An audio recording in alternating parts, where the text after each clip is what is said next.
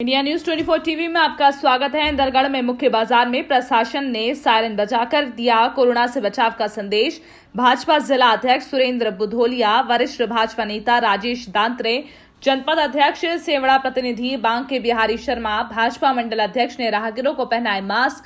प्रशासनिक अधिकारियों ने नागरिकों से कोरोना से बचाव की अपील की। इस दौरान नगर परिषद इंदरगढ़ उपयंत्री नंद किशोर गोस्वामी सहित नगर परिषद इंदरगढ़ के कर्मचारी, CMHO स्वास्थ्य विभाग दतिया, BMO स्वास्थ्य विभाग इंदरगढ़ वीर सिंह खरे, तहसीलदार सुनील भदौरिया, नायब तहसीलदार दीपक यादव, नगर निरीक्षक YS तोमर सहित पुलिस स्टाफ, भाजपा कार्यकर्ता उपस्थित रहे।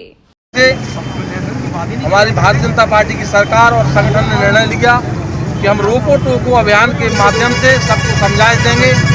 हमारे पार्टी का प्रत्येक कार्यकर्ता और जनप्रतिनिधि सभी 11 बजे सुबह और शाम 7 बजे रोको टोको अभियान चलाएंगे।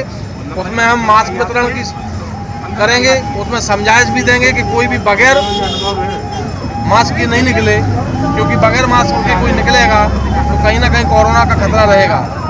मास्क और दूरी, ये दोनों विषयों पर भारतीय जनता पार्टी का प्रत्येक कार्यकर्ता लगेगा, क्योंकि हमें अपने प्रदेश को कोरोना से बचाना है। इसलिए रोको टोको अभियान के तहत अपना मास्क ही अपनी सुरक्षा है।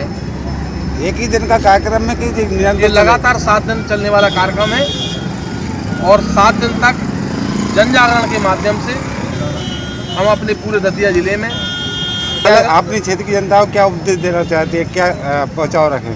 क्षेत्र की जनता से यही अपील करना चाहते हैं कि अपना मास्क ही अपनी सुरक्षा है। हम अपना मास्क लगाकर चलें, दूसरा दूरी बनाकर चलें, क्योंकि हमारी ज़िंदगी बहुत अनमोल है।